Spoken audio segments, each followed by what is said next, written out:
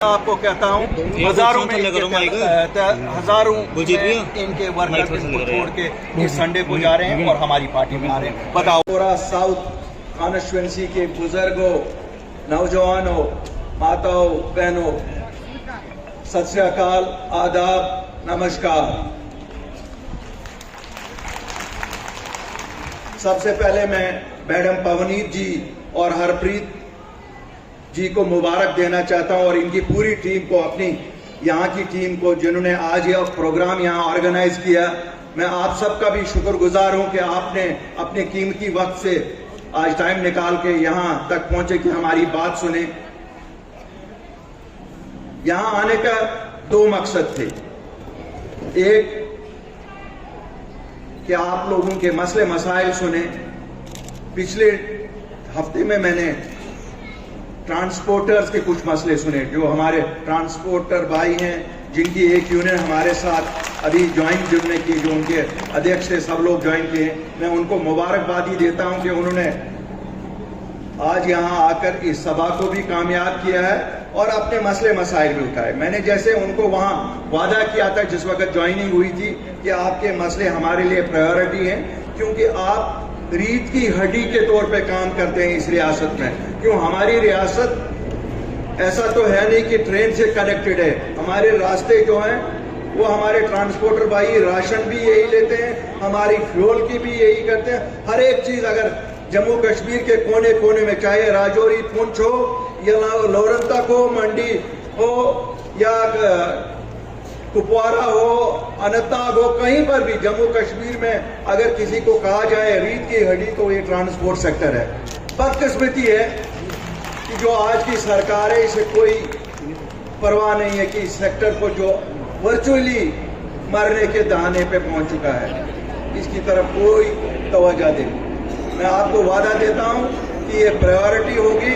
इस सरकार के साथ भी हम आपके मसले उठाएंगे, लेकिन इसके बाद भी जिस वक्त हम आपकी सरकार आएगी, इंशाल्लाह this will become a priority sector. चाहे आपकी जो फाइनेंसिस हो वो प्रायोरिटी लैंडिंग रेट पे होनी चाहिए, चाहे अगर आपको दूसरी जो सुविधाएं चाहें, वो सब चीजों के लिए प्रायोरिटी हम लोग जरूर देंगे। मैडम पवनीत ने काफी सारे लोकल मसले यहाँ उठाए, मैंने नोट करके रखे हैं, जिन चीजों का हम हल इस वक्त कर सकते हैं। क्यों, हम भी आपकी तरह ही आम लोग हैं। हम कोई न सरकार में है और न मैं कह सकता हूं आपको कि जो इस वक्त की सरकार है उनके कोई लाडले हैं। क्यों, उनकी अपनी पार्टी मुझे लगता है उनकी लाडली नहीं है, क्योंकि जो करना चाहिए था उनको, जिससे उनकी पार्टी भी कहीं दिखती या जिंदा लोगों में रहती, वो तो उसके बरक्स भी कर रहे हैं। मैं जब बात करता हूं भाजपा की। आज पिछले 3 साल से डायरेक्टली भाजपा जम्मू में राज कर रही है, जम्मू कश्मीर में राज कर रही है, लेकिन हमने नहीं देखे यहाँ कहीं दूध की नहरें बही है, यहाँ सोने के पहाड़ नहीं, अंबार नहीं लगाए। हाँ, एक लेक जरूर बन रही है। वो लेक तो 12 साल पहले शुरू हो गई थी, मुझे पता नहीं, शायद रेत बाजरी और वो जमा कर रहे हैं, किसी बाहर के ठेकेदार को जरूर देना होगा। क्यों, कोई ना कोई दलाल तो आया होगा जो उसको जमा ये करेंगे, ले जाएगा वो। यहां अभी मैं एक सभा में कुछ दिन पहले गया तो मैंने सुना एक अजीब सा किस्सा है। 350 भट्ठे वाले हैं हमारे जम्मू रीजन में। ईंट अब पंजाब, राजस्थान से यहां आती है। एलजी साहब, क्या यहां जो अपना रोजी कमाता है उसको भी आपने खत्म करना है? कोई भी रोजी, हमारे लोगों को 28,000 रुपए में कोला मिलता है,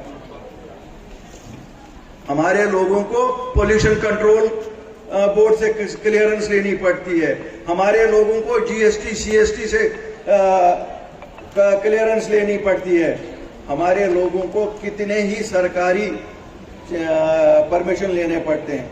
आप एक माफिया को यहां ईंटें बेचने के लिए इजाजत दे दी। वो जीएसटी का भी 10,000 की चीज 5,000 में क्लियर करते हैं, लाते 30,000 32,000 ईंटें ट्रक में डिक्लेयर करते हैं, 16,000 तो दो साइड से हमारा घाटा करवाते हो।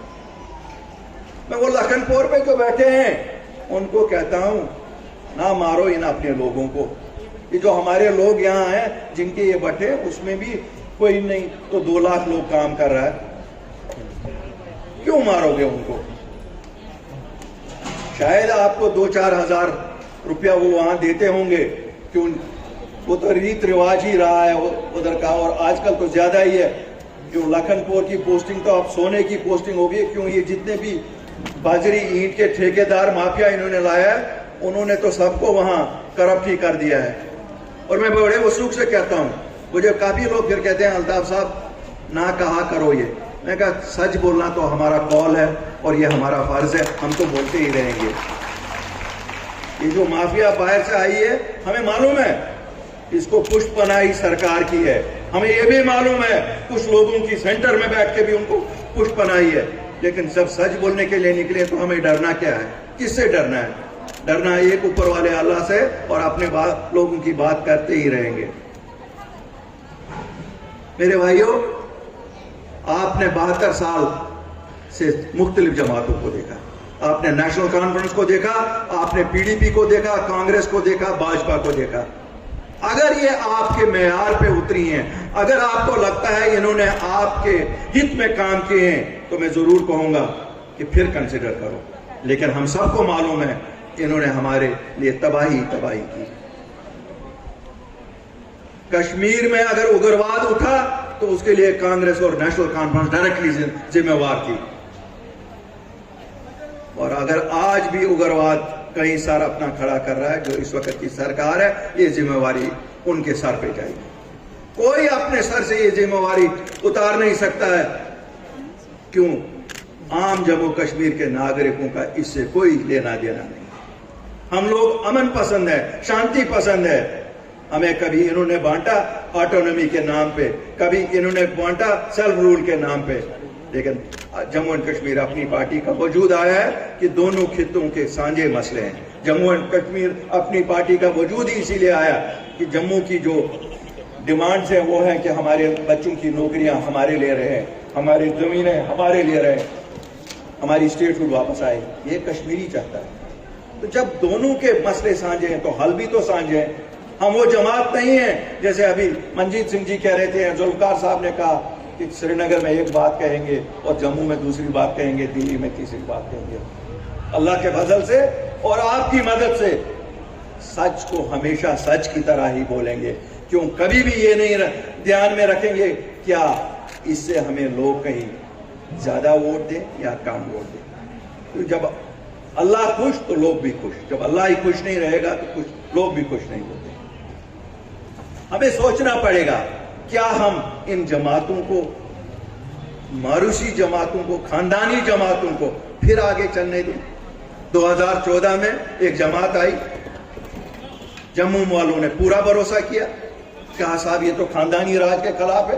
क्यों? जम्मू खानदानी राज के खिलाफ था। जम्मू को लग रहा था कि शायद जो जमातें खानदानी राज की वजह से, चाहे नेशनल कॉन्फ्रेंस थी चाहे पीडीपी थी, वो उनके हितों का ख्याल नहीं रख रही है, तो उन्होंने भाजपा को वोट दिया, 25 सीटें दे दी। बदकिस्मती 24 घंटे रिजल्ट जब निकले तो वो जाके गोद में बैठे इन्हीं खानदानी जमातों। क्या आप इन पे भरोसा आज कर सकते हो? कर सकते हो क्या? अगर है तो आप करो। फिर ये कहते हैं नहीं, ये हमें तो इलेक्शन जीतना ही है। कैसे जीतना है? किसके बलबूते पे जीतना है? क्या कारकर्दगी है आपकी? यही कारकर्दगी है ना कि आपने 370 और 35 ये उठाया। अरे भैया, आपने उठाया था। अगर मेरे जम्मू वासियों को ही कोई फायदा आया होता, मैं कहता चलो जी कोई बहुत अच्छा काम किया। ठीक है, आपने अपना एजेंडा पूरा किया होगा, लेकिन हमारे लोगों को क्या मिला इसमें से? हमारे लोगों को तो माफिया मिला, हमारे लोगों को शराब का माफिया मिला, हमारे लोगों को